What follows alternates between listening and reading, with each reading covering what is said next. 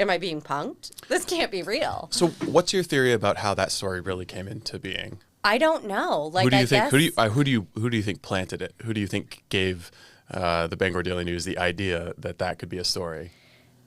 I mean, I have a hard time believing that a reporter was like listening to what was saying and then just decided organically that we were going to artificially insert Paul LePage into this story. It doesn't make any sense to me. It was, I mean, it obviously came from the other side. I'm not sure who it was. Yeah. I don't know. I mean, but it's absurd. And what's even more absurd is like the story itself was like whatever, but like the headline was just like, it was not even based in like we were not operating in reality. As the Maine Wire has reported, I think exclusively, at least in this state, the Governor Janet Mills' brother, Paul Mills, has, client relationships, lots of clients who are involved in the Chinese illegal marijuana conspiracy in this state. But the Bangor Daily News hasn't found time to cover that story. Their eyes are on the real prize. This is an actual headline that appeared in the Bangor Daily News yesterday. Paul LePage nearly toured illegal marijuana grow house at center of federal trial, witness says. Paul LePage nearly toured, witness says. Nearly, according to a witness, toured. This is by Marie Weidmayer. And it appeared yesterday in the Bangor Daily News. So here to react to this is LePage campaign spokesperson. I mean, it's Lauren LePage. It's so hard to react because defend him. I mean, defend it's this. so ridiculous. It's Paul LePage didn't do something, but he maybe nearly did something, according to someone. We're not going to reach out and ask about this. Yeah. We're just going to run this headline. I mean, he has nothing to do with this. And I understand that Paul LePage may sell headlines, but at this point, I think I'm going to ask the Bangor Daily News for a contribution back to the campaign if this is the type of stuff they're going to be writing about. I mean, it was beyond the pale. I mean, it's ridiculous. I know it's frustrating for you because you're obviously working on the campaign and it's your father and you've been fighting against the Bangor Daily News for more than a decade now over exactly these kinds of issues. But it's frustrating for me from a different perspective because the Bangor Daily News has been ignoring the sitting governor's brother's ties to transnational organized crime. They won't report on it. They actually got his name wrong in this story because he's also involved in this story. They can't report on that. It's been over a year. The business relationship has continued and expanded, by the way. They can't find time for that, but they can find time for the nearly toured, according to a guy who pled guilty to something. And by the way, if he had toured it, so what? Who cares? Oh, and the fact that it was nearly toured. Like, what does nearly even mean? I mean, the entire thing is like Paul LePage didn't do something, but we're going to say he nearly did something. I mean, the entire thing is absurd. What has Janet Mills nearly done? I mean, it is absolutely absurd. And, I've been working in this space for 15 years. I've dealt with Maine media for a long time, and I will always say it. Media bias isn't necessarily what they write. In this case, it clearly was the headline. I mean, the headline was absurd. But beyond that, it's what they choose to cover, and that goes to your frustration. The fact that mainstream media has largely not covered what would otherwise be a front page scandal if you had put any Republican in the Blaine House at this point. Oh, absolutely. You can imagine. Absolutely. The meltdown that would be happening. I mean, it's so, they wonder why they're losing viewership and readers. Yeah. And it's exactly this. I mean, I want someone to tell me what's really going on. I mean, I travel the state of Maine. People are fed up with these illegal Chinese marijuana houses.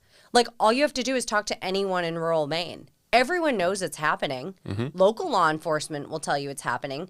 I get messages on social media every day that it's happening from neighbors of these facilities who are, losing their mind. They're so fed up with this.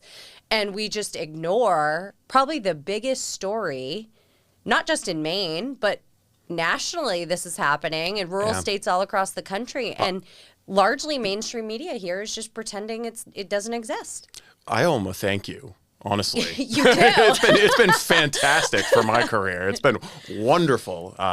Award-winning, or I should say, an award-nominated. We'll have to wait until next Wednesday to see if we win any awards from the Dow Prize for the documentary. But yeah, I mean, if they had actually followed an interesting story and gotten out of their cubicles, I wouldn't have had a monopoly on the story for, 3 years now?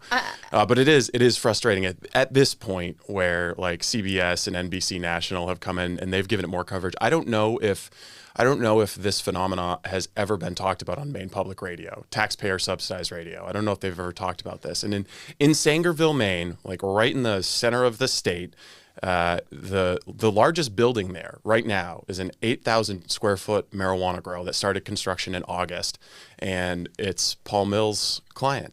The same Chinese national who he transferred real estate in Corinna, Maine to, that was operating an illegal grow, according to the code enforcement officer, who said on the record this was an illegal grow.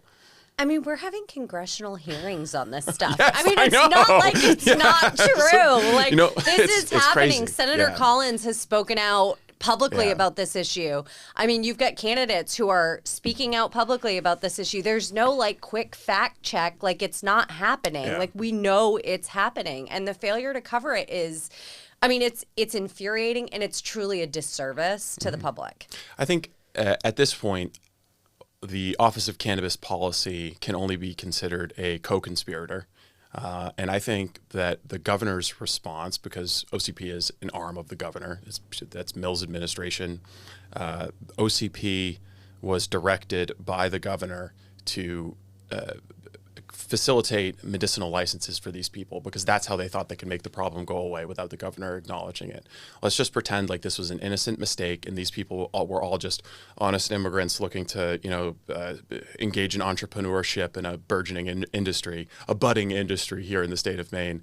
And so she thought that if all of Paul Mills' clients get medicinal cards, well, this goes away and there's no scandal and she can get away without ever saying anything about it. And that's what happened.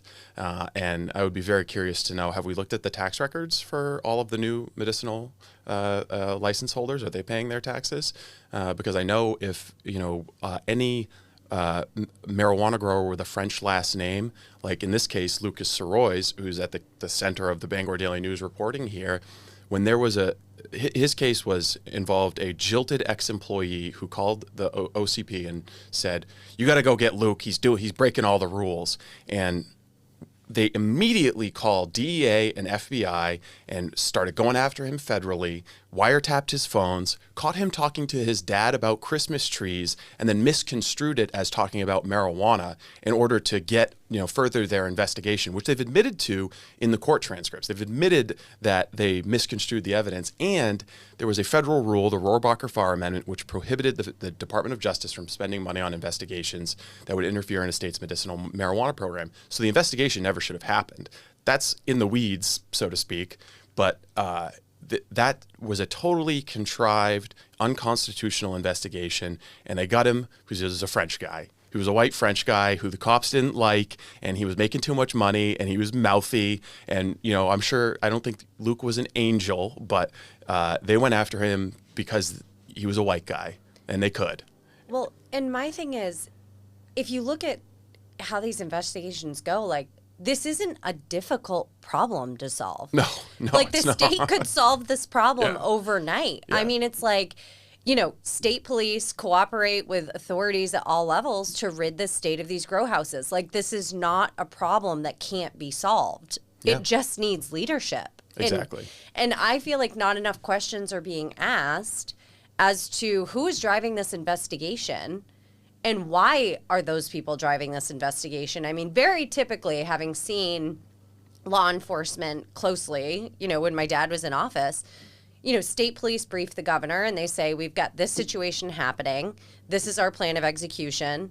And generally, the governor's office was like, okay, cool, keep us posted. Like, sounds good. You'd ask questions, you know what I mean? There were checks and balances, but the governor's office was not directing state police investigations. It was quite the opposite, where the governor's office was being briefed on the work of the state police. And I'm curious to know, like, why are we not asking these questions about why this problem, it's been going on for years. There's just no need of it. I mean, sheriffs seem to be knocking down these doors and taking care of the problem. I don't At least they understand. did. At least they did until the Mills administration facilitated the mass licensing of Chinese nationals. It's like, I don't understand why we're not, like, it's just it's a silly problem to have. It's a problem that can be fixed, and no one in the mainstream media is asking about Yeah, I would this. say all You the know what all I the mean? questions that you just asked would No be one's legitimate asking. questions for the Bangor Daily News. Like, hello, Mike Shepard at the Bangor Daily News. Can you ask your friends in the Mills administration why they're not dealing with the Chinese organized crime problem? I know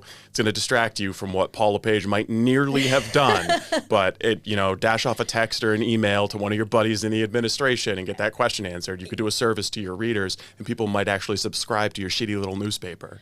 Well, and like, it's frustrating because, like, I've regularly heard members of the media complain that the Mills administration, like, there's not a lot of access for them. Of course there's not. And it's like, so why are we running shop? Like, what are we doing? Yeah. Well, like, I mean, okay, it might have something to do with the $2.4 million in no-bid contracts to and, pulse marketing. And like the no-bid contracts, can you imagine if a Republican administration had issued that many no-bid contracts? And a Democrat auditor came out and said, there's a problem yeah, here. a $2.1 billion problem. And the only reason it was covered was because of that. Yeah. Like, had an auditor not come out and said that, that's the only reason it got any coverage at all. I mean, Yeah. the reality is, the legislature tried to not talk about it, but they did. It is egregious. They did. I mean, Yeah. it is the fact that wasn't front page story forever, but like Paula Page puts a TV in the Hall of Flags, and all of a sudden I know. it's the Yeah. big. I mean, it's ridiculous. Yeah. It's like no one is actually serving, frankly, the Maine voter. Yeah. These people are making decisions about the leadership of their state, and they don't have the facts. I mean, thank goodness for the Maine Wire. Well, Otherwise, I was just going to say that it's very obvious now that, at the national level, I've seen this, we're like working for Howie Carr, we would see a story and we'd be like, wow, that's a sensational story. Like we were talking about like Jeff Epstein in 2014 and 2015 or, different things, but we recognize that there's this effect where things go into the conservative media ghetto. And if a story breaks from Breitbart or the Daily Caller or the Maine Wire, it makes it easier for the mainstream media to ignore it. And I think that the triad weed or the audit is a very good case where these people's egos are so massive that they're not going to acknowledge that the Maine Wire is doing legitimate reporting and breaking stories before they get to them. And sometimes, in order to do your job and inform your audience, you're going to have to be the second banana. Like, you're going to have to come in and say, as exclusively were broken, the story was first reported by the Maine Wire. They do that from time to time, but on some of the bigger stories, they won't do it at all. The triad weed, I think, is a very good case of that, where they're now just like pretending it doesn't exist, because to do so would be to acknowledge the legitimacy of what the Maine Wire is doing. or a no-bid contract for $800,000 for one person An in illegal a facility alien? in central Maine. I mean, Yeah. can you imagine? A facility that's closed, by the way. Can you imagine in a different administration what that would be a national front page news story? Yeah. I actually sent that Maine Wire article to someone recently, and they're like, in all caps, holy crap, Yeah. how is this not being covered? And it's like the failure to cover legitimate news stories. That's where the bias is, right? I mean, yeah. headlines too, but that is Yeah. really truly where this media bias is, and it's outrageous. That particular story is a good example, because it's not like this was, anonymous sources say that this happened. We had the PDF of the contract that was still up on the state website that you could go find, that says this is a non-citizen getting $800,000 through a no-bid contract. Like, we understand that there's a higher level of scrutiny on our work because we're affiliated with a think tank.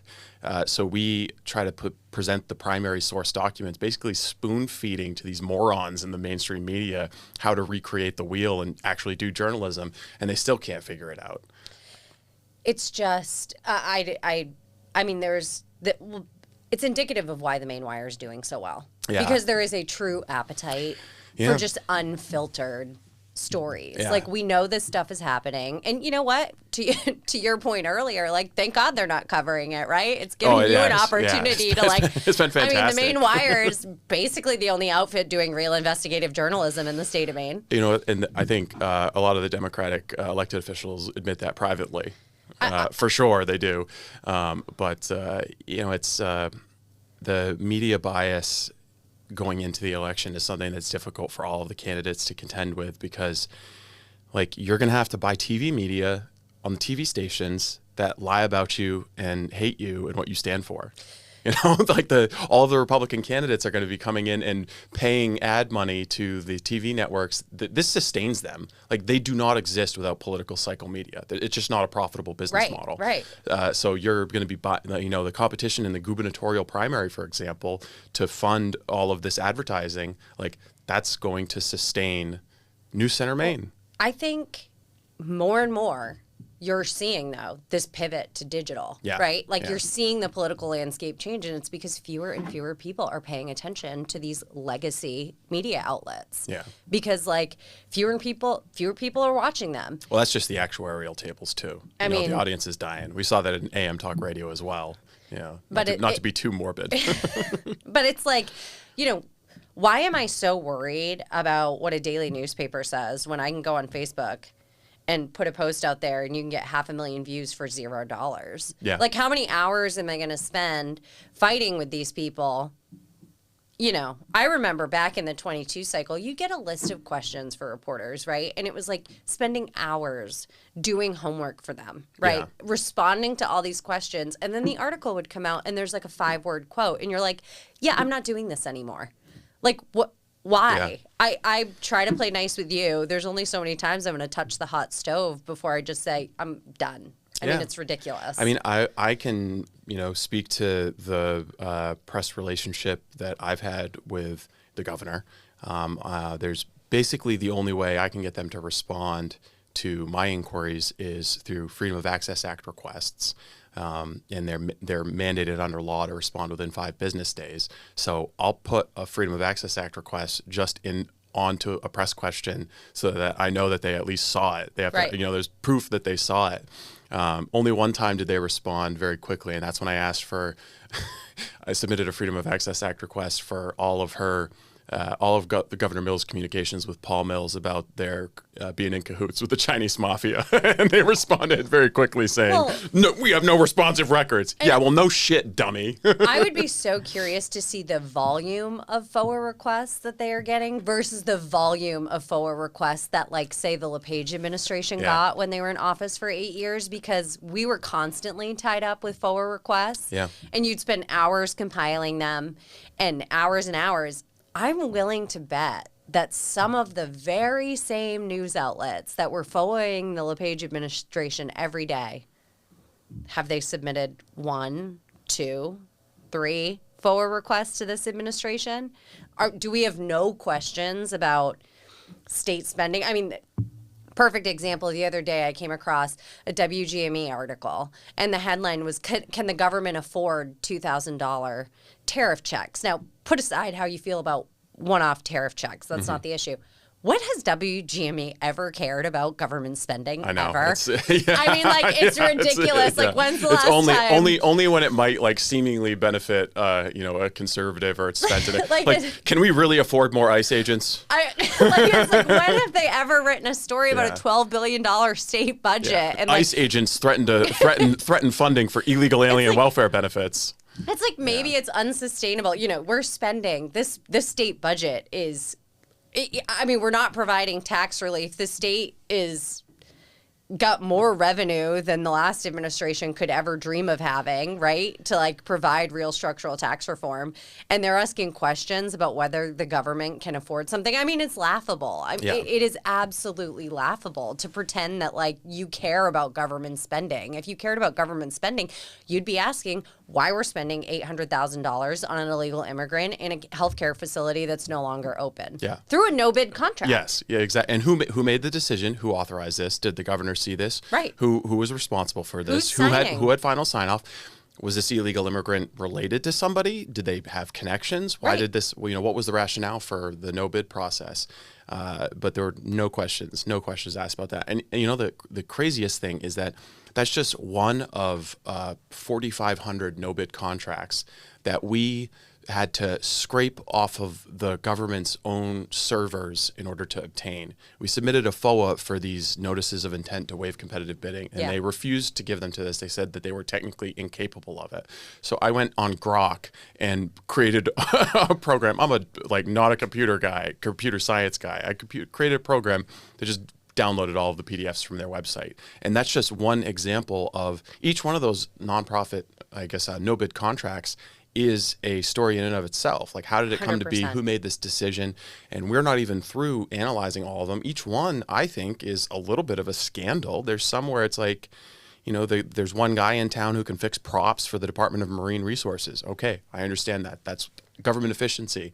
But most of them are friends of friends helping friends, you know, get government money, get taxpayer money into their pockets. And your question earlier about how many FOAs have the mainstream media submitted to the Mills administration, I was curious about that too.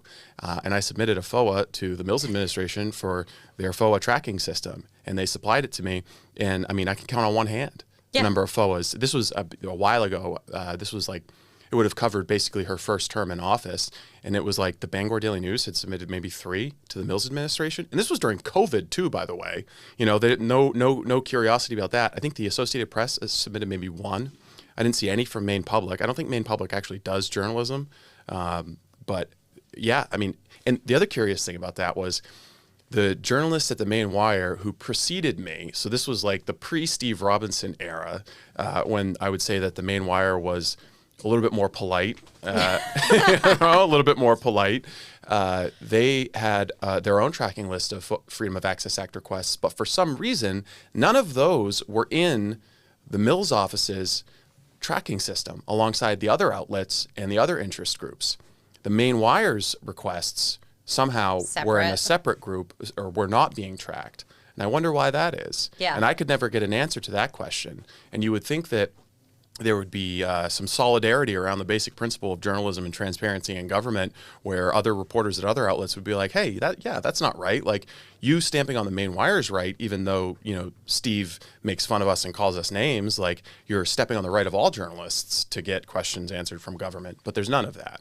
There's a glimmer of it at that Shenna Bellows press conference with the absentee ballots. But right. No, I mean, it's just, and the reality is, like, no one will just come out and admit that, like, yes, they are being spoon-fed, right? Like, they're totally spoon-fed. I mean, we've seen it with the U.S. Senate primary thus far, right? Like, we know where those stories broke. Yeah. We know who broke them. Yeah.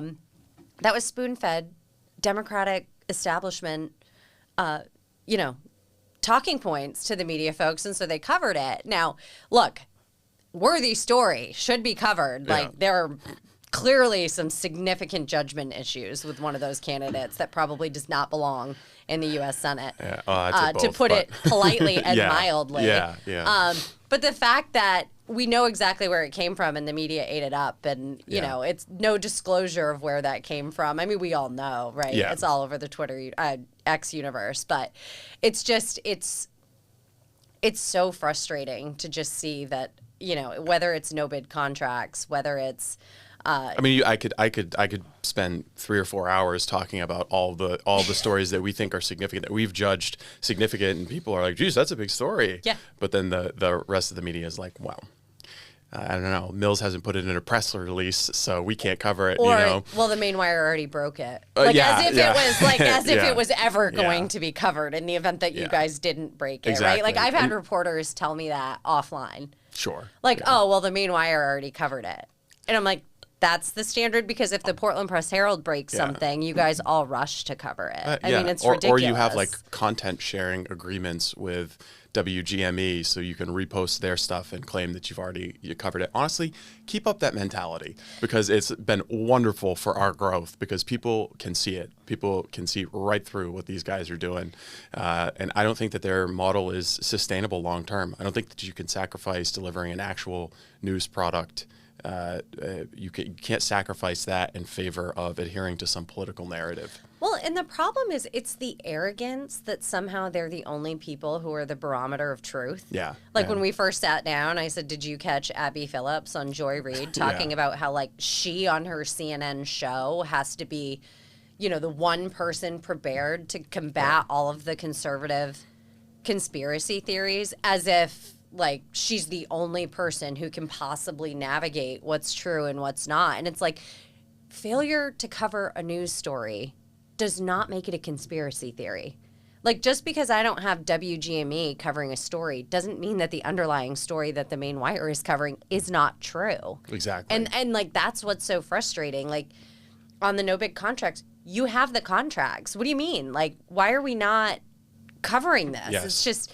Also, by the way, the Bangor Daily News has a list of Chinese marijuana grows. And I know this because I sent it to them before I published the story, because in my naivete, I thought maybe we could all come together and cover this so that the risk of, getting your head fucking blown off by the Chinese mafia would be dispersed amongst everybody. But I was totally wrong about the willingness of those people to actually pursue a story that wasn't ladled into their burbling mouths. Well, and then take it one step further beyond the grows, right? And beyond the fact that it is totally organized transnational crime. But there's like a whole human side to this. Yes. That these actual people slavery. purport to care about, Yes. and no one is covering Yes. the actual human trafficking that is happening within this state. And I get that there's what I've learned. There's a spectrum of human trafficking, from like chattel slavery to worker exploitation. There's from chattel slavery to like having to work for a Democrat lawmaker. There's a spectrum of worker exploitation, and the Chinese at these grow houses rarely will admit that they're there through force, fear, or fraud. So it's hard to get charges of human trafficking. We have them in the District of Massachusetts. We Right. know that they had their passports stolen and they were locked up at grow houses in Maine. So we know human trafficking is happening. It's just very, very difficult to prove.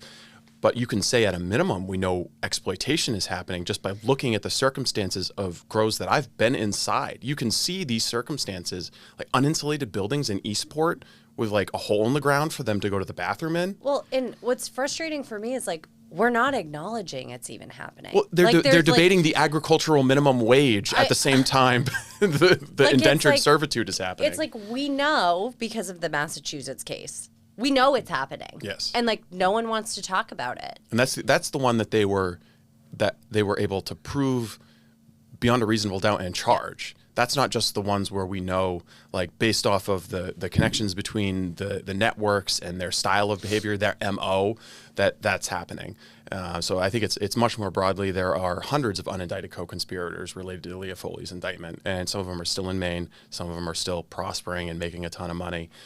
So I could keep a team of investigative reporters busy around the clock. Give me 20 investigative reporters, and I could keep them busy around the clock, just reading primary source documents, reporting on things that are happening in this state.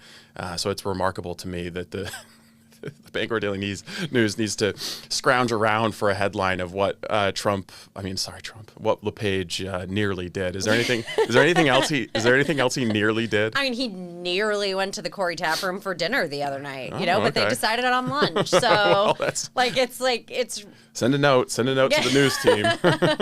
it's just, the whole thing is ridiculous, and it's sad, and it's a disservice to the public. And we've moved so far away from like media and just what media used to be.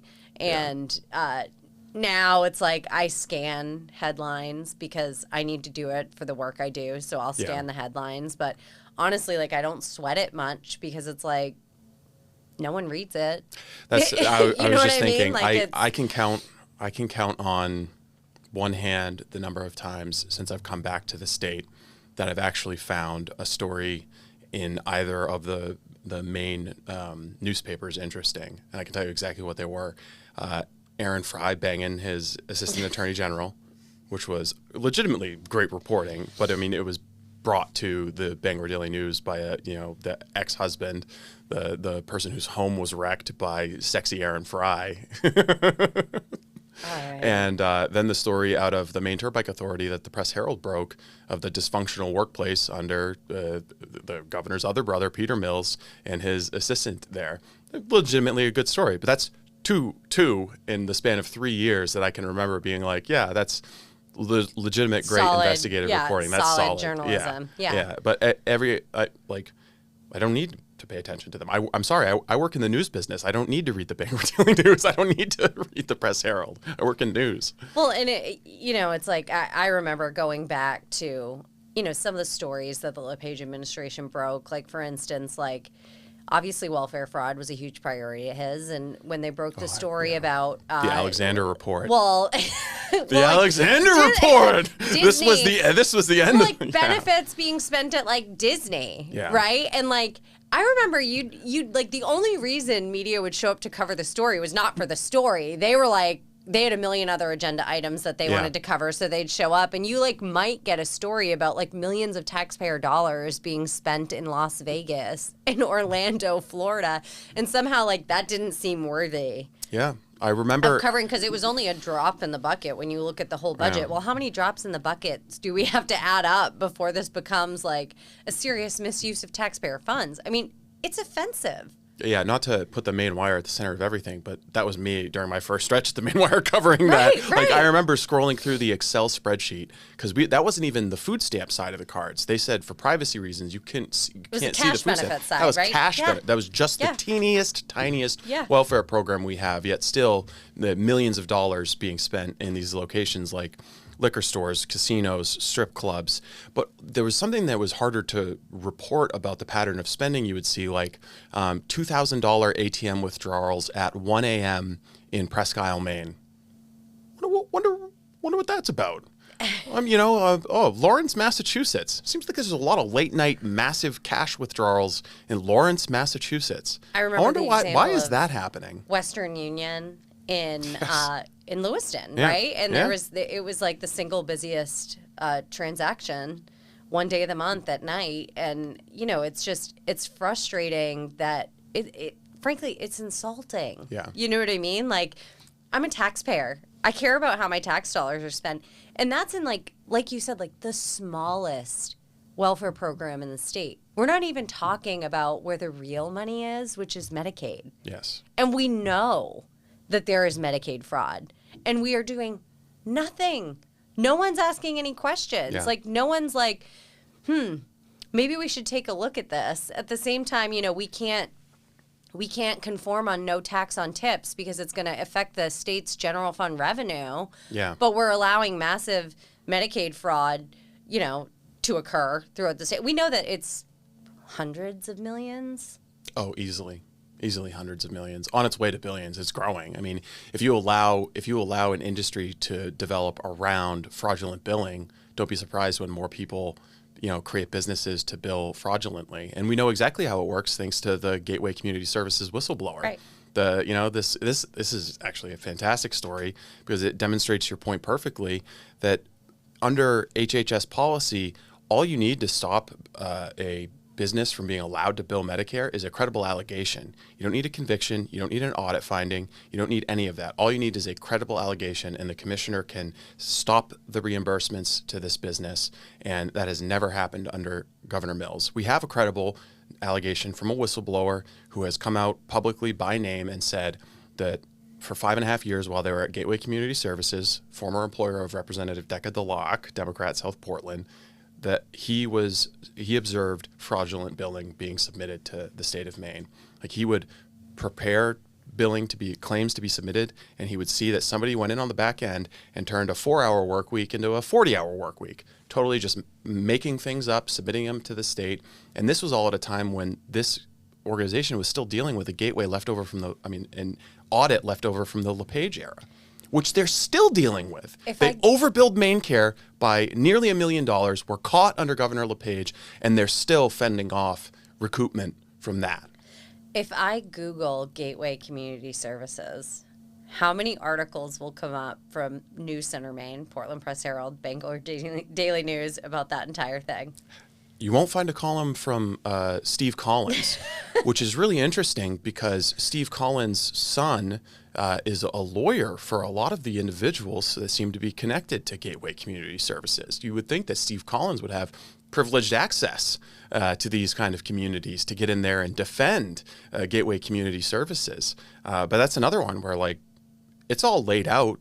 You could go find this whistleblower in a second, but we've progressed to the point where they're not even trying to attack or discredit the stories. No. Like with the Amazon absentee ballots, they're not trying to discredit that or try to explain, get to the bottom of it and think it's a vast right-wing conspiracy. Or with the Gateway thing, they're just like, well, it's true. So we're just ignoring it. Yeah, we're choosing not to cover it. And like that's what's it. So egregious and frustrating is, it's not even, I'm picking apart a comma in the Maine Wire story because it was misplaced, It happens. It was misplaced, and, so of course the story can't be true because, Steve used the wrong version of whatever verb it was. You know what I mean? We're not even there yet. We're not even there on a small factual error. We're just blanketly, we're not covering these stories. Yeah. And well, I understand it's frustrating for you working in politics, but it is our biggest advantage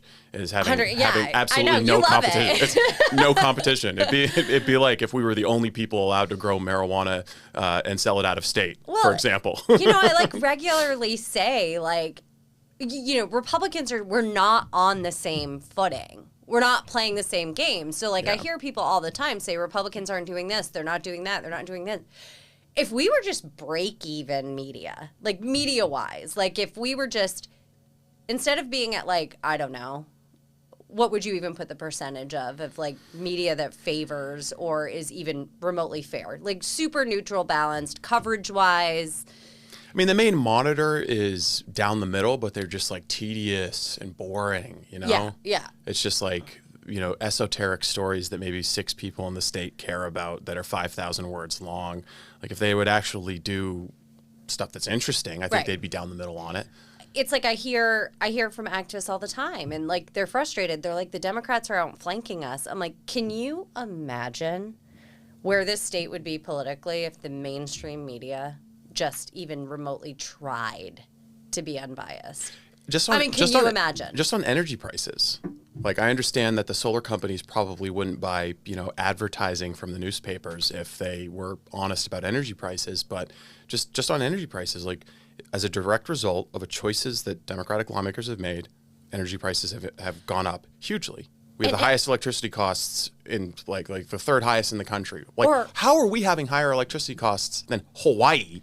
And I'm supposed to believe that affordability is their number one issue now, right? Yeah. Because of the ACA tax credits, I'm supposed to believe that their They number one care. issue is affordability. Yeah. Meanwhile, my property taxes are going up over $1,000. My electricity bill has tripled in 3 years. We've been getting crushed under these policies, and all of a sudden, Democrats are here to save the day on affordability. It's ridiculous. It is absolutely ridiculous. And all of a sudden, we've got candidates releasing $100 million housing plans, and in conjunction with the task force to figure out why property taxes are going up, led by Maddie Daughtry. It couldn't possibly be that the government is just spending too much money. Right? It couldn't possibly be that industry is fleeing because it is impossible to do business here. It is so frustrating and insulting to hear that all of a sudden they're going to address electricity costs as if they weren't the reason that we're in this position to begin with. Yeah. All of a sudden they're going to decide to stop doing what they're doing. It's the state of Maine has just been held down on the ground, and Democrats are just punching us in the face over and over and over again. And now they've come back really kind of like a domestic abuse situation and said, you know what, if you keep me in charge, I'm going to stop punching you in the face. Oh, thank you. The Wall Street Journal had an article this morning, and it was Nantucket's renewable policies come home to roost, right? Yeah. And so now all these Democrats are saying, oh, maybe we need to focus less on the climate agenda, and we need to pivot towards affordability. So after we've driven industry out, we've lost economic opportunity, after people can't pay their electricity bill, after you've proposed taxing prescription drugs, because we're 1 year out from an election and the polls tell us that voters care about affordability, all of a sudden we're going to pretend we care. And it's so frustrating that no one is covering that story. I understand health insurance costs are a massive problem. No one's saying that the cost of health insurance is reasonable. But what about all the other costs that have made it so unaffordable to live here on top of that? And you're going to tell me, we've seen there have been a couple of news stories about the increases in health insurance as a result of direct policies that have been pursued by this administration in the Blaine House right now. Mm-hmm. They're causing massive spikes. this has nothing to do with the ACA tax credits. Our policies were going up 26 and 30% long before, but now all of a sudden we're giving everyone cover and we're saying this is all because of the expiration of the ACA tax credits. Which was engineered, the expiration of those credits was engineered by Democrats. It was during COVID on top of other subsidies that were already built into Obamacare. I mean, this entire Obamacare was a massive wealth transfer from healthy working people to poor people and to major insurance companies. Hundreds of billions of dollars transferred to these major insurance companies. I mean, have you seen the stock prices? Once or twice a year, I tweet out the screenshots of their stock prices, and actually did the math of, if you had, when Obamacare was passed, taken your average premium and just invested it in the big four insurance companies, you'd be like a multi-millionaire at this point, and you could actually afford health care in Maine. If health insurance companies love Obamacare, we should ask why. Yeah, right? Exactly. Shouldn't that be the bare minimum? Should we maybe be honest about the fact that the only people making out are insurance companies? Yes. And we were lied to from the very beginning. I mean, the Obama and Pelosi, I'm old enough to remember when they said the insurance companies hate this. The insurance companies hate this. Yeah, the insurance companies hate you mandating that we go give them a third of our paycheck. I'm sure they hate that. And all their revenue's coming from the government now, right? Like the government's subsidizing all of these premiums and the insurance companies just cashing in. Yes. Yeah. The government is their bill collector. And I think to your point about the state policy decisions made at the state level impacting the cost of healthcare here, the decision to expand Medicaid created a hidden tax on private sector working people who are commercially insured. They're waiting longer to access healthcare services, and they're overpaying to make up for the underpayments that the Medicaid population pays.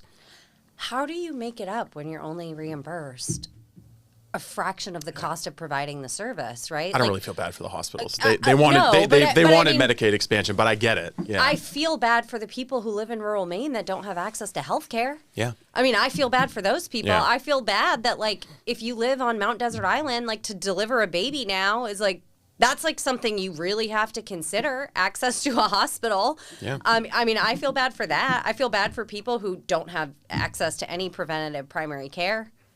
Yeah, because we have no facilities. I mean, just access to healthcare is now an issue. I mean, affordability is an issue, but access to actual healthcare, specifically in rural Maine, is, it's outrageous. And we talk about all these hospitals closing.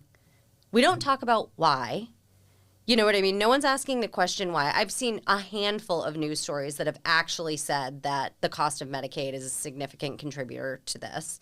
We don't actually reflect that, these Republicans that they won't do, they don't give them a fair shake when it comes to health care, right?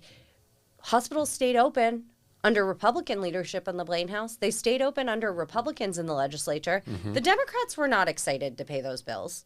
That was a partisan fight. How many times did Paul LePage veto the hospital repayment scheme that they tied to Medicaid expansion? Yeah.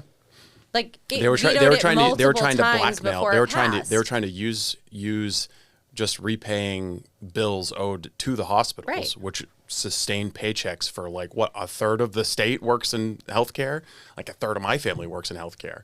They were trying to extract concessions from the governor to do the basic minimum of keeping hospitals open, paying your bills. Yeah. Money that was owed. Not a subsidy moving forward, we're going to make it easier to operate. It was money that was owed. The service had already been provided. And what? As a journalist, this is something that's so easy to cover because all of the hospitals in Maine are nonprofits. They all file Form 990s. You go grab their Form 990, and I know because I've done it and I've looked at them, all of them list out on their documents how much Medicaid has cost them, how much Medicare has cost them. They list annually the discrepancy in care provided versus the cost. And you can just assume that all of that is being extracted from people who are privately insured. Yep. So your private insurance costs are going up as a direct consequence of Medicaid. At the same time, your taxes are going up in order to pay for Medicaid.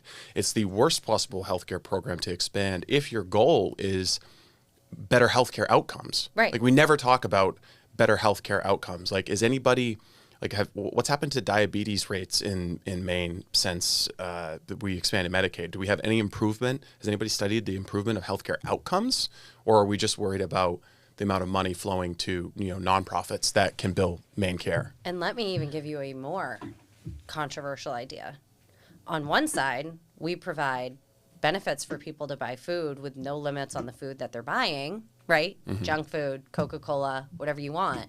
And on the other side, we pay for the healthcare to treat a major reason why they're sick in the first place. Yeah. Don't even bring up a SNAP waiver to ban junk food from food stamps. I mean, that is is. And to be fair, there's people on the conservative end of the spectrum too who are like, geez, I own some businesses that we like having the SNAP go into junk food. So there's a little bit of it's like the reverse of the Baptists and bootleggers problem, where they kind of are like, that's not the top priority for us. Yeah, like but Coca-Cola lobbyists. Don't we care about the people? Don't we care about the people? Yeah, don't we care about like a exactly. healthier population? Wouldn't a healthier population benefit everyone who uses the healthcare system? system? Well, that's what you have to think about too. Is over the long term, healthier people who are working and are happy and are having families and more people is better for every business. Like economic prosperity just makes everything better. It lowers crime. It reduces the burden on your healthcare system. Rising tide. People take care of themselves. People take care of their houses, values. Like everything gets better when there's a little bit of economic prosperity, and you consider that the pie can grow. But the Democratic mentality, the left mentality, is that it's a fixed pie. And if somebody else is getting rich, it's necessarily at the loss of somebody else. And they're the ones who get to decide like how that pie is going to be cut up. It is. It's infuriating. And I mean, we've talked about how many examples of stories that have just not been adequately covered by mainstream media not even by asking tough questions, by not asking any questions. Right. Yeah. They're just for not asking questions. And they're just choosing not to cover stories. It is completely biased. It's a built-in narrative. It doesn't happen just in Maine. We see it at the federal level constantly. It's ridiculous. I think consumers have caught on. I think you're seeing a shift in media for sure. Yes. But I think I can tell you. I can tell you. Yes, we are. But I think it's really impacting our politics. Yeah. And there is a concerted effort to prevent conservatives from getting elected. I mean, we've seen that whether stations are editing interviews and airing certain presidential candidates a certain way. Mm-hmm. Like, we know that this is happening. They are putting their scale. They're putting not their finger. I mean, they're putting their full force on the scale for Democrats. And so when I see 60 votes in the House is what separates a majority or whatever it is. I mean, I think it's roughly 60.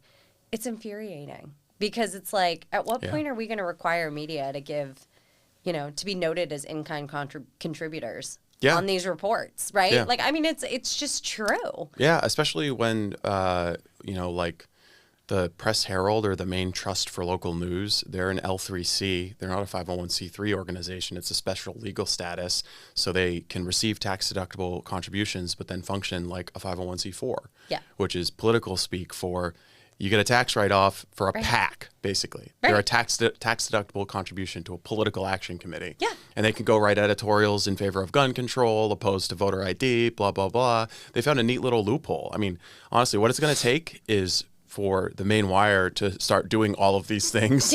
Like, we're going to form an L3C so we can start, engaging in direct political advocacy. If there's a Republican governor, I want at least $5 million in no-bid contracts. Yeah. I will start a public affairs arm for no-bid contracts. I will do public affairs all day long for the Healthy SNAP program. Let's do it, baby. And can you imagine the outrage though? I've actually had conversations with reporters who have been like, you're like, you got no bid contracts from a sitting administration who was on the ballot like 30 days out. And you're like, even if I believe that these public affairs firms operate completely separately and have a different task, like, you're not concerned with how that looks. They didn't even know about it, they're not concerned because they're not going to cover it. No, exactly. That's what I'm saying. saying. You know what I mean? Like, they got caught. They did cover it. They covered it without disclosing that they were getting paid on the public affairs side to promote it. Like, they, in a re-election year, they were getting paid to make the administration look better around COVID. Right. That's what the entire talk thing about was. like some puff pieces on education? Yeah, Wasn't that was another one? Like, directly to the Press Herald. They were paid for puff pieces, and we'll never be in the universe where we get to see what that looks like without the Maine Wire blowing the whistle on it. What they would have done, what the disclosures would have looked like around that. I think they may have ended up pulling the full series because they were so embarrassed, as they should be, on both sides, that they would do something like that.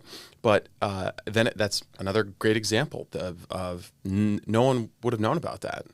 No one would have known about that. It was they would not have self-disclosed that. They would not have told on themselves. But the Bangor Daily News is the bigger offender. They're a public affairs company with a media arm, and you said you'd give them the benefit of the doubt that they're, independent, but that's not what Pulse Marketing says.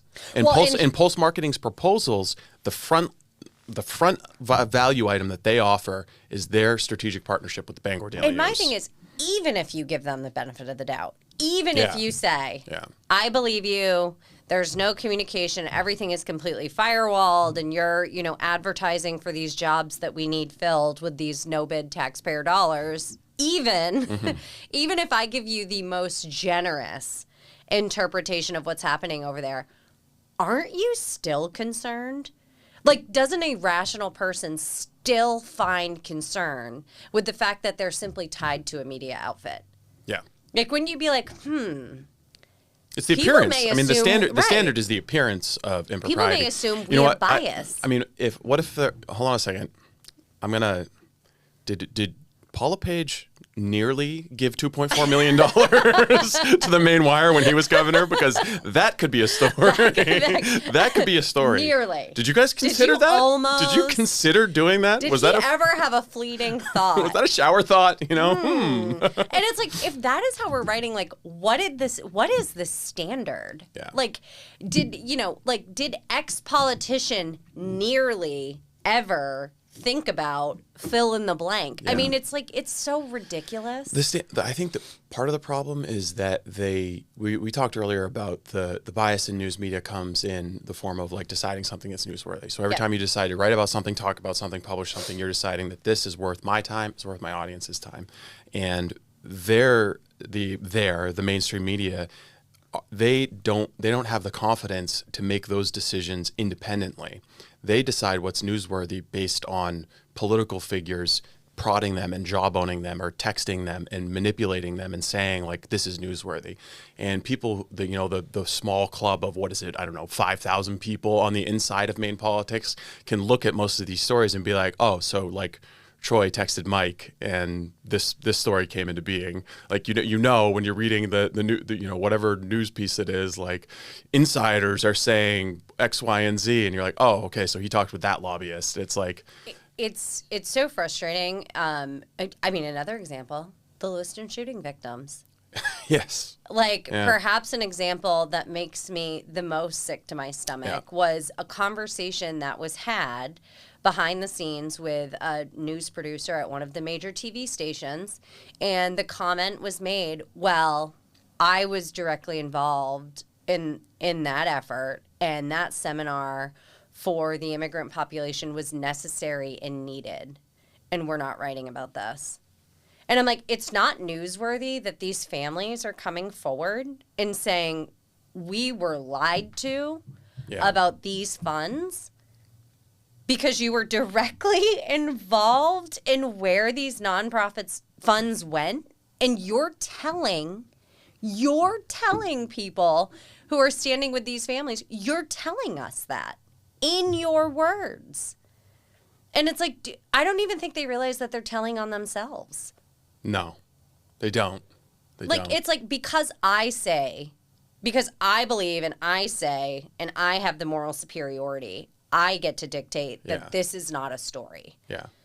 And that's what they think it's like the Columbia School for Journalism is, you go there and learn this elite priesthood and you get to divine for the little people, what they need to know. Yeah, exactly. You get to translate and filter their knowledge and give it to them all nicely packaged. And we have some interviews coming with some of the people who came forward, the Lewiston, the shooting victims, survivors, family members who are telling their side of the story, and as well as some investigative reporting into some of these nonprofits that got that money, I saw it was a WGME story that came out that was like, we've already reviewed all of this and, we didn't find any trouble with it. And I'm like, really? Because I just started picking at it like with the basic level of scrutiny, and some of these don't exist. A bunch of them are tied to Gateway Community Services, whose president last year was running for president in Somalia, in Jubaland, Somalia, a wannabe warlord running a nonprofit at the center of all of these scandals.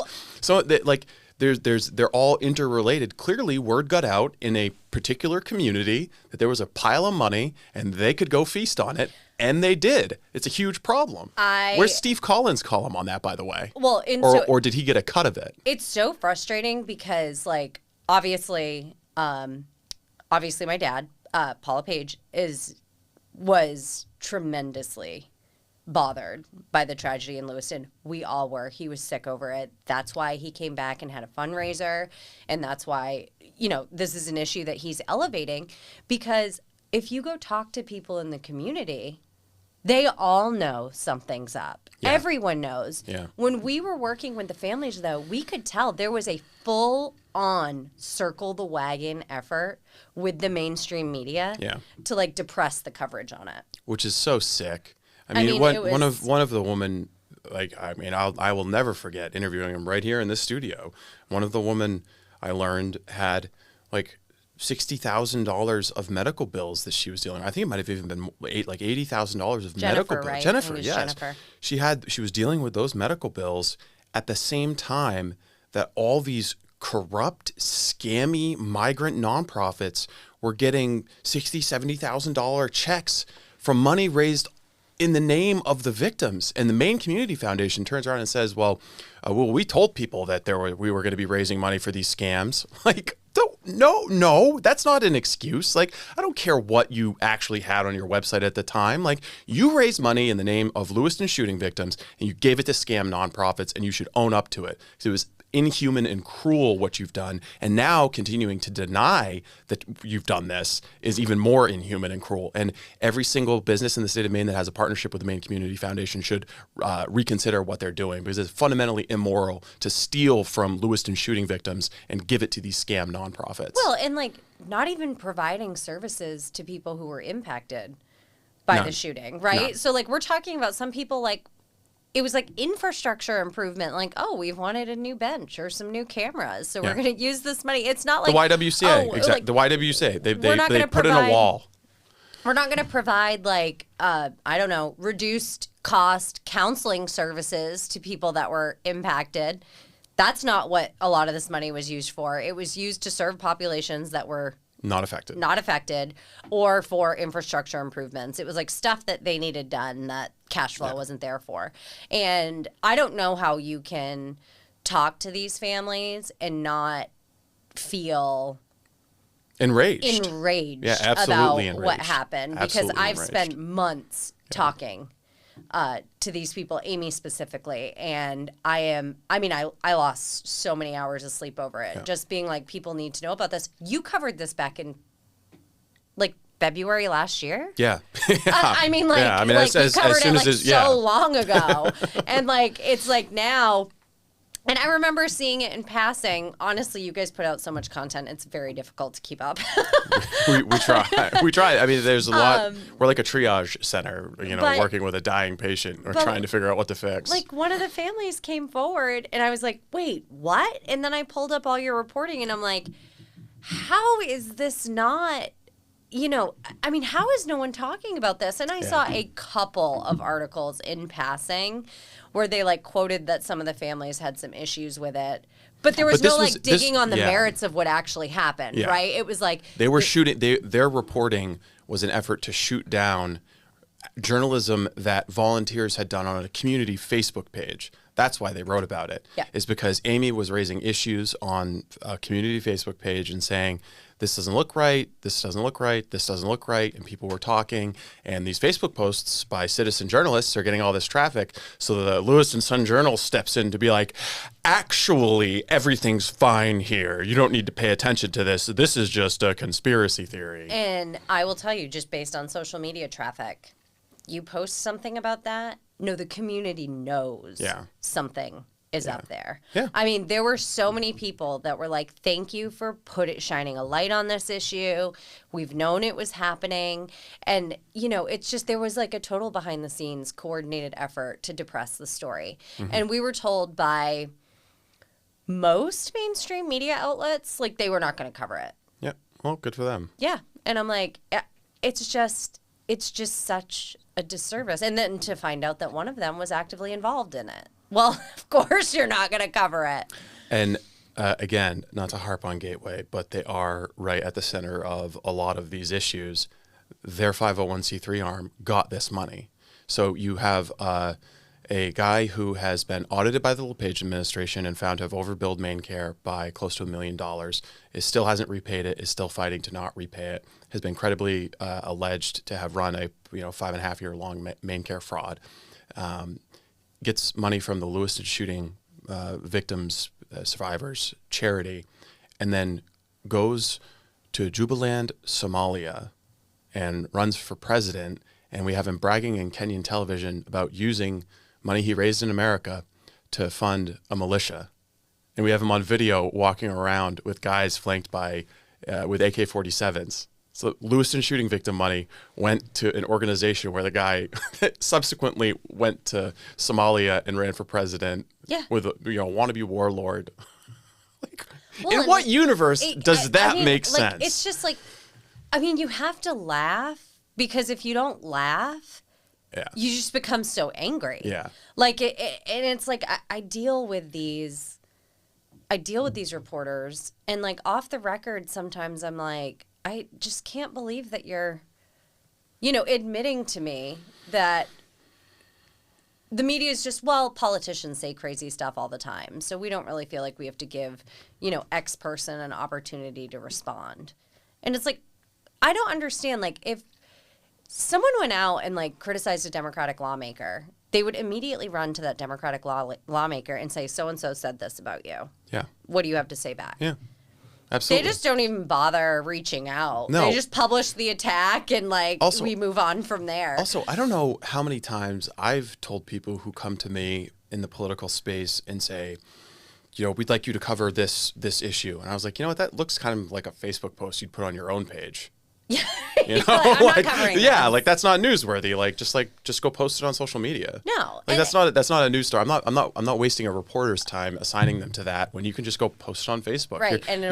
You're trying to leverage our platform to generate attention for your organization. That's not newsworthy. Like no. I don't care if you criticize guys are now somebody. in this position where people do try to do that, right? Oh, I for think there are plenty sure. of people who come to you and they're like, half truths, half stories, kind of like, sure. yeah, for sure. Yeah. You've got to figure out how to navigate vet that. That's to make that's sure. a challenge. Yeah. I mean, but that's always a challenge. I mean, people, our critics think that we're not, painstaking and spending a lot of time worried about the accuracy of what we're doing. But I can tell you that just Seamus's reporting about the York County Sheriff's Office was months in the making, and he was very fastidious about that and very concerned that everything was perfectly sourced and very accurate. Hopefully it pays off in the long run. It does get to a point where you're like, you have a story and there's a source that doesn't want to come forward because they're worried about their own safety. Yeah. Are we not going to cover that story? You know what Those I mean? are really the only circumstances where we're willing to grant anonymity to sources right. is or if you don't have a primary source document. Yeah. You know what I mean? Yeah. But if they're worried for their safety or for retribution, especially from this administration, which has shown itself very willing to attack. Right. Take away your liquor license, take away your medical license, right. Give you an audit. By the way, I didn't even mention this. The whistleblower in the Gateway story, he's being audited by the state of Maine. Well, I mean, the Obama IRS. Yeah, exactly. You know what I mean? Yeah. Like, it's just not the first time it's happened. Yeah, I mean, it's madness. We're told that, the left doesn't weaponize government, but we've seen it time and time again, and it's just, it's the Maine Wire has contributed greatly to covering the stories that need to be covered, and if anything, you've magnified the issue. That the mainstream media is not really doing.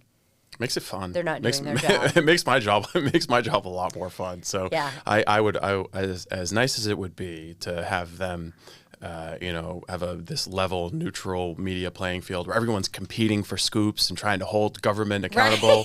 If Like only. racing after each If other to get to the only. bottom of corruption scandals. I mean, well, we saw it during the LePage administration. I was there. I watched Paul Merrill and Steve Missler like elbowing each other out of the way to try to what about this Alexander report? Well, not even that. You they would just get pretended like there was actual journalism to do. Ridiculous rumors.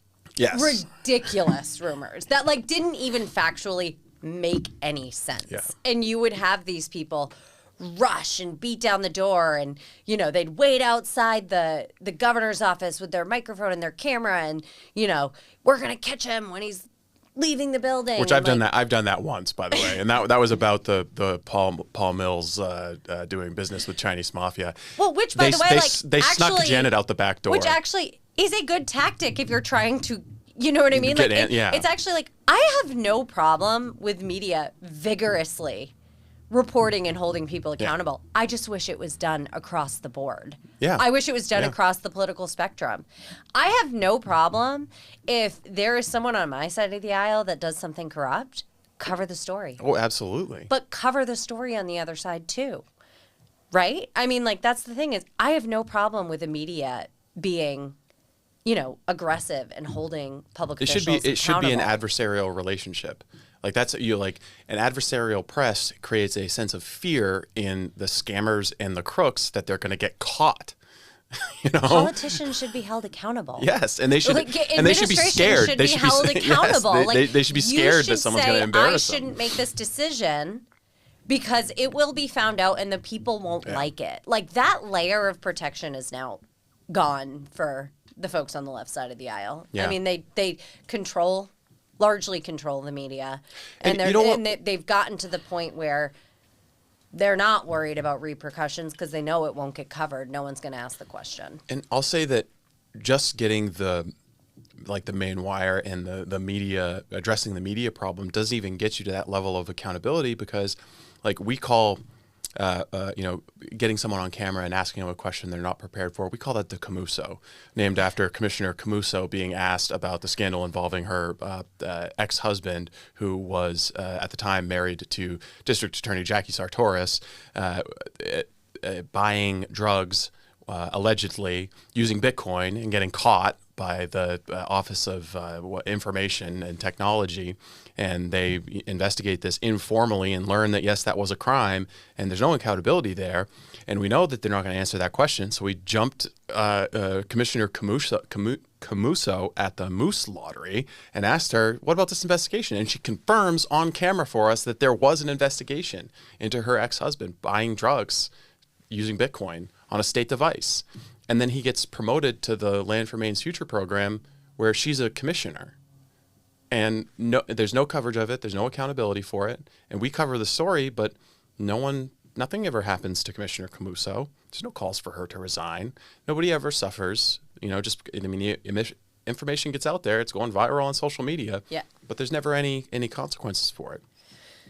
No, and it's, it's so unfortunate when you look at where the state is. And I tell people regularly, this election in 2026 is deeply, deeply personal because it's I cannot afford to live here. I mean, that's just the facts. I'm not a failure for saying that. It just is the reality.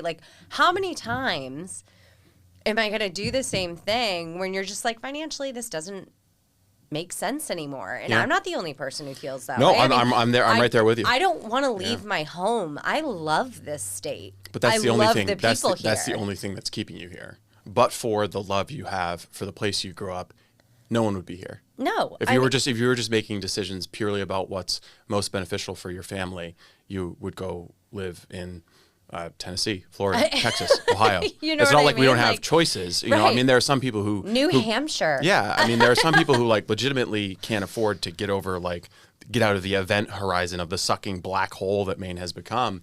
But that increasingly, I mean, everybody I've talked with is looking at 2026 as the barometer. Yeah, this is it. And I was on Fox the other day. They asked about Bangor electing a communist and a killer to their city council, and really the only thing you can say is that Bangor has become a shithole. Like, it's this crime everywhere. There's like, broad daylight, people getting raped out in the middle of parks, and the law enforcement are like angry that you're posting public videos of it. Like, the Bangor police is mad at us for posting, a highlight reel of crime videos that were sent to us all within the span of a week. In that city, it's don't be surprised when people pick up and start to flee the state. It's going to happen. And like, it's already happening. And it's like, and then the people who stay behind are the people who love this idea of this socialist utopia, even though like they all left Connecticut, New York, and like the failed experiment there, but they have the money to insulate themselves for the policies that they're voting for. Exactly. So there's that, and then there's the people who can't afford to leave. Yeah. And those are the people that my heart breaks for. Yeah.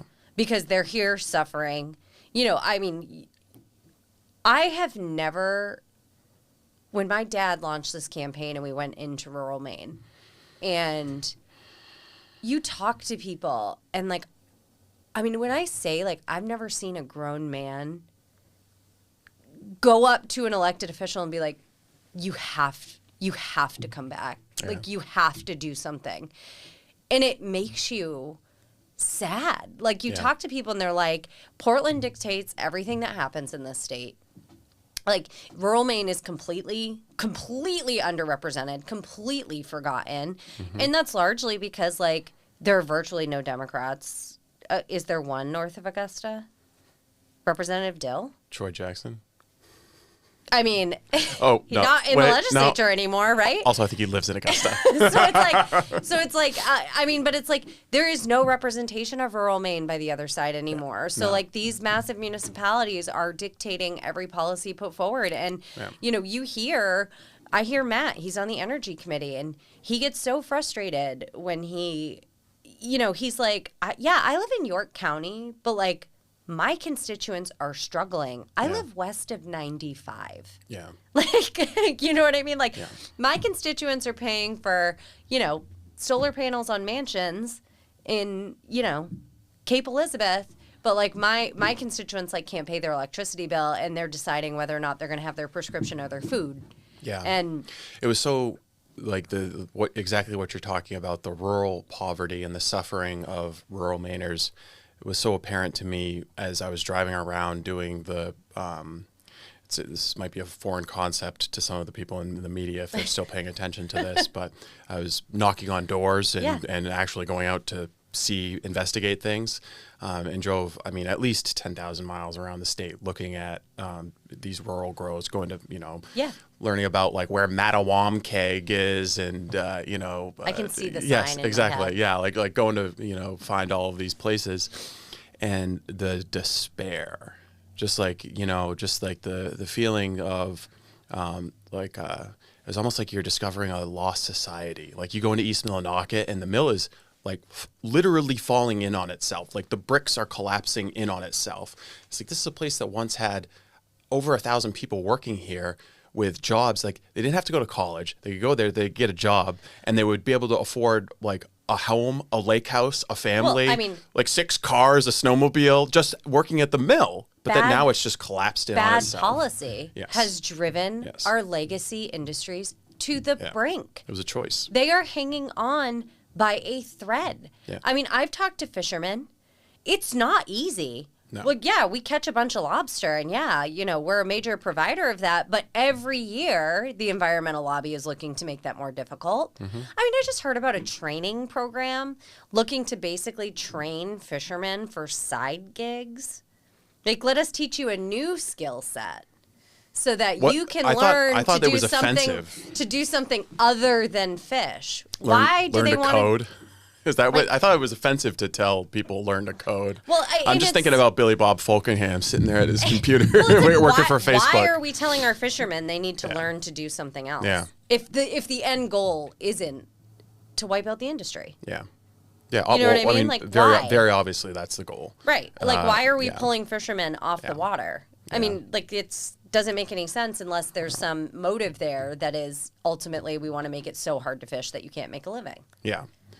I contemplated doing like a photojournalism project where you take pictures of some of these houses in rural Maine, but I thought if I do, like a rural poverty photography series, how shitty is this person who lives there going to feel when they open up the Maine Wire and see like their home is there? But I mean, to go through one of these rural counties and see a home in the middle of the winter that, is covered in, plastic wrap, and it's got a wood stove, and you could tell like whoever lives there, split the wood themselves and stacked it up, and there's a used car out front, and these people are like, struggling to get by. Clearly are working hard, but they're struggling to get by. And then you go into like Brunswick, and there's, luxury apartments for illegal aliens rent free for 2 years. You're like, this is so not how government should work. A government that doesn't work for the benefit of its people is illegitimate. The middle class is evaporating. There is no help for someone who works hard in this state, right? Like there's no help for the person, the working poor. There's no help for them. No. There's no help for people who go to work and they still can't make ends meet. It's like, you make too much, we're not interested in helping you, but oh, by the way, we're going to build these brand new apartment buildings in Brunswick. You're paying $2,300 a month for rent, but that's not really my problem. Mm-hmm. You know what I mean? And it's infuriating that we've set up a system to where if you work hard, you kill yourself. Yeah, you're just going to get the government's just going to come punch you in the face. Hard, the government's just going to come punch you in the face and steal your money. We're going to take more of your tax money. Yeah. We're going to give it to someone who doesn't want to go to work. I mean, it's so frustrating. And like, I feel like that story is not being told. Instead, I'm spoon-fed this narrative that all of a sudden the left cares about affordability, when I've been sitting in this state going, really? Yeah. Like, I mean, it's like insulting for you to try to feed me this narrative at this point. I still have to just chuckle about the nearly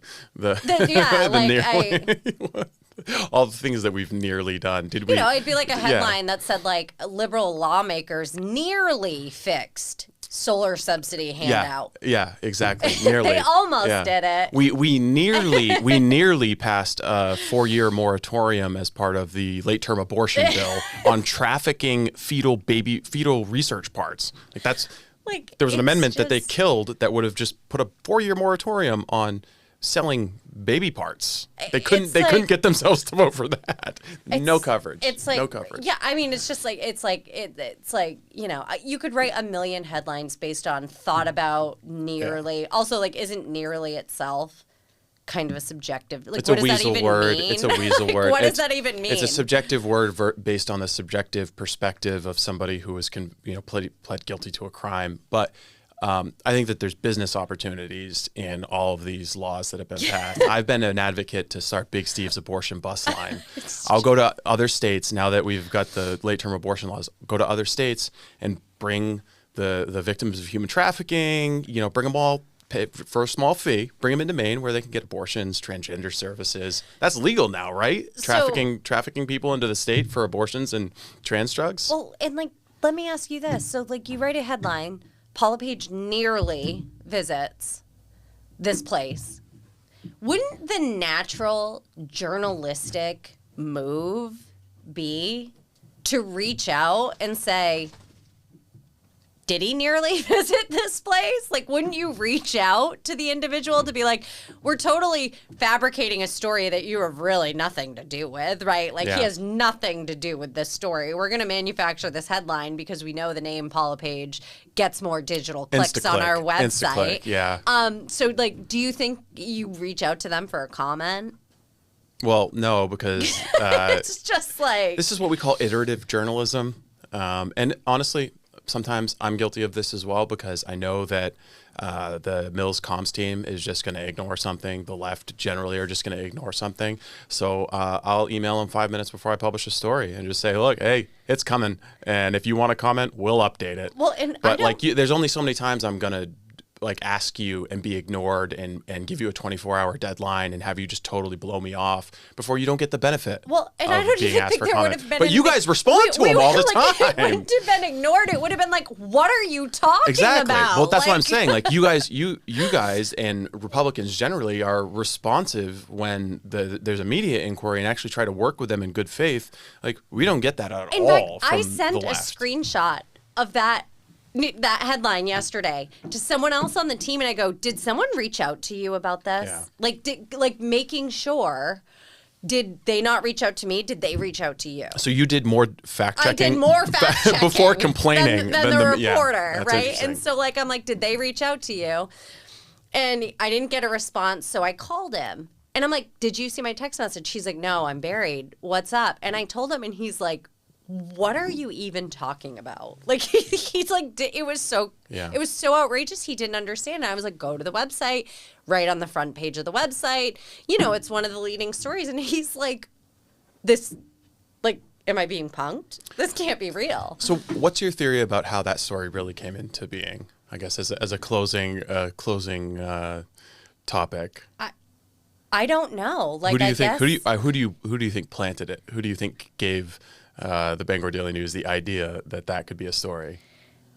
I mean, I have a hard time believing that a reporter was like listening to what was saying and then just decided organically that we were going to artificially insert Paul LePage into this story. Yeah. Well, I know I'm the only one who's read the court transcripts from Lucas's actual case and his appeals. So it's like it doesn't make any sense to me.